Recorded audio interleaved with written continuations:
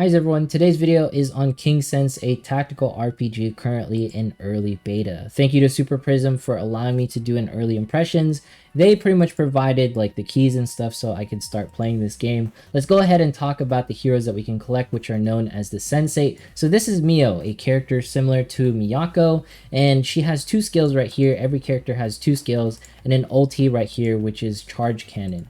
Now there is an elemental system. If you go to teams right here and then you go into the elemental chart, it'll show you who's weak to what. Three characters that you get, they carry you decently far. So let's go ahead and jump into campaign and jump into some actual gameplay and how this game like feels. Does it play well? You know, what are like the kinks between it? And how is it different from any other tactical RPG that we've played, like Fire Emblem Heroes, Alchemist Code? Arknights is not a tactical RPG, it is technically a tower defense. I know it looks like Arknights, but it's nothing like Arknights whatsoever. Now when it comes to this, you can like move your characters, but the main thing is like this is like the pre-phase menu. Once you hit deploy, this is where the actual game starts. Now I have it on auto ×3. You can see here like the characters are moving, they're going to be casting their skills and everything. Personally, I like playing on auto. You can definitely play it on not auto and like cast your skills and stuff. You can see like there's different tiles that have different effects and characters can teleport depending on the skills. So let's go ahead and play on manual for this one. One of my things that I like to personally do is I'll pick Mio, right? And then I'll do a flash and I'll pick this character and then she'll jump right behind him. So it's really cool always seeing that. And then you have someone like her, I forget her name, and then you do zero strike and she does like a little AoE. And you have like a certain amount of like energy gauge in order to cast different skills. I like setting it on auto because auto knows best and it knows which like skills to cast. But you can see there was also counters that occurred. So counters are essentially like a character can do them if they are within a certain range. That was Piercer right there. Let's go ahead and just like end our turn. Like that's the end turn button. It doesn't say end turn. You can see Mio is countering whenever a character is attacking, and there we go, we got the victory right there. So it's up to you the way you want to play this game. It's very versatile and I think it's different enough in the tactical RPG sense where you can get something different out of it. Now I do have a couple of gripes when it comes to this because the moment-to-moment gameplay, while it is good, the dupe system does have a little bit of work. What do I mean by that? So let's go ahead and jump into Sensate. I know it's in pre-register and this might hurt my chances for future promotions and stuff, Super Prism games, but I have to be hesitant when I see something like this. So Gene Breakthrough is the duplicate system. And this is going to be the parts where it's like, all right, if you want like 40, 60 more stat, then you need a dupe of this character. This is like the universal dupe shard. This is like the actual dupe of the character.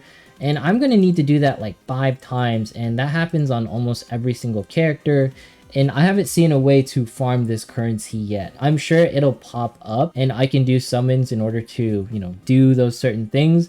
But I just want to forewarn people, this is a thing within the game and it's not going to come easy. I don't think it is, because I tried to unlock all of like the different game modes before I did a full first impressions on this. I did rescue mission. This is sort of like, your towers thing. So you climb the tower, you get like these hacking chips, so on and so forth. And there's that. And then you do this like realm sensorium like data thing. So if we load the simulation and we start the battle, but I'm trying to look for the thing that gives me the ability to not have to do summons in order to progress within the game. Because if I have to do summons or if I have to spend money to progress within the game, that to me, no matter how free to play, no matter how dolphin friendly it is, I don't want to encourage that sort of game to be, popularized, because it's going to be difficult for the average player to pretty much compete in this. So we're pretty much going through here doing like the autos. A lot of these enemies have shields, so they're definitely much harder to tackle. It's fine though, we should be able to overpower them because we are technically a little bit higher level. We do have a little bit more of like skills and stuff like that, but watch out for these shielded enemies. Everything's going okay right here. This character that you get right here, I wish I knew their names. The healer, she's been absolutely amazing. And of course I'm using like the base units. I'm sure there's like a tier list that has like all the best units that you can use, but I'm working with what I got technically if you just start the game and you don't do any summon. All right, so this is everything. We got a victory right there, and we got some summon currency. Those core keys are going to be used to do more summons. All right, I like the loading screens in betweens. It reminds me sort of like, you know, Azure Lane or Yostar games and all that stuff. And I know Yostar is a publisher, but you know, it's just something that I saw. And then if you go into the campaign, you have like your daily actions. These are like your dungeons where it's like EXP farming, credit farming, you know, element capsule. Hopefully they will fix like all this stuff where flowing properly with like the UI, like Tuesday, Thursday, Saturday, Sunday, and then Monday, and so on and so forth. So hopefully they fix that so it doesn't look all weird. I like the EXP camps. They were kind of difficult. I can't beat this one yet. Let's go ahead and do some summons. And to me, even the summons have some slight issues. I don't want to just make this game seem bad, but I feel like they can improve a lot of these things if I give them feedback early on. So when it comes to the summons, you can get characters and you can get gear. I don't see anywhere exactly where I can see the rates, so maybe this question mark right here. Yeah, it doesn't really show me. I guess the total rate button isn't there yet, but this is in like pre-register early beta. Let's go ahead and do like a 10 pull right here.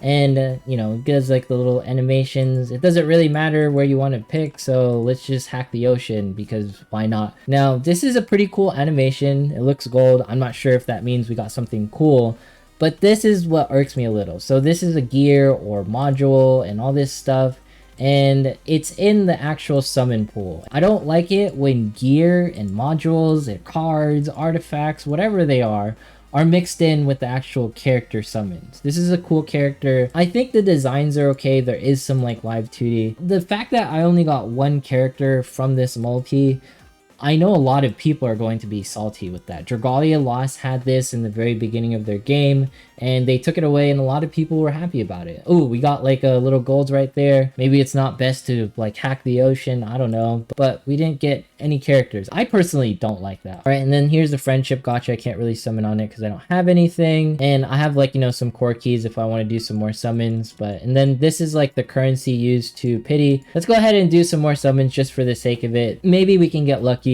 I'm glad I got like an MR, but the thing is that was a module, and I want a character, right? So we'll do skip. The summon animation is okay. A couple more times, because why not? Might as well enjoy ourselves. We're not going to keep any of this progress. It's just summon, summon, summon. Oh, we got a gold right there. Is it something good? We got another gear. All right, come on. Come on. We're just going to keep doing this until we get an actual character, all right? I just want to see a character from the summons. We got so much to burn. Come on, another one, another one. We're gonna keep going. This is gonna be like the longest summoning session until we get an MR character. We're gonna sit here. Is this a character? No, is that a character? Yeah, I think we got two characters. Nice. We don't know like the actual rates, and we did get 2 MRs, so that's pretty cool, right? Let's jump back into Sensei and look if we got any dupes for any characters. Because this gene breakthrough thing it's a scary part. You have to do this 5 times. This is just an SR character, and I don't have any from like the summons that I did. Yeah, I got 40 dupes for her. I just want to see what happens. So we got like a bunch of stats right there. So she gets like plus 40, and it always stays at 10. So that's good. I think 1 dupe is essentially 10 doubles now. So you need 20. All right, I barely have 20. Okay, you're gonna need more dupes than that. So this is like one of those things that I get worried about. I don't want to deal with an extensive dupe system like the way Illusion Connect had. And I don't want to get falsified into a place where it's like, oh, I think this is more of a dolphin friendly game than it is. Because when I go to the packs, there's only 1 499 pack, but then they have like these gross packs right here. I'm pointing this out because I want this game to be good once it comes out of like this early beta phase. We can fix these things before it goes into global launch. It'll be very promising. When it comes to like the actual characters, like the designs are decent. Of course, design and personal preference. If you don't like the way the characters look, that's personal preference, right? Some people would rather have consistency where all the characters look the same. So for example, Mio and Ibuki right here, they do not look the same whatsoever. So when it comes to KingSense, if you want to pre-register, I highly recommend it just because of the fact the animations, the skills, the characters, it looks decent, right? It doesn't look terrible, but I will say watch out before you put any money into this game, just so that we can get a better way of actually getting dupes for characters outside of just summoning. Maybe I missed it, you know, feel free to let me know in the comments if I missed the way you can get dupes But for now, these are my early impressions. I think it's okay. You know, I'll just be waiting for global release. Anyways, if you enjoyed today's video, consider subscribing, dropping a like, leaving a comment, pre-register links down below. Thanks so much for watching. Have yourself a fantastic day, and I will see you in the next one.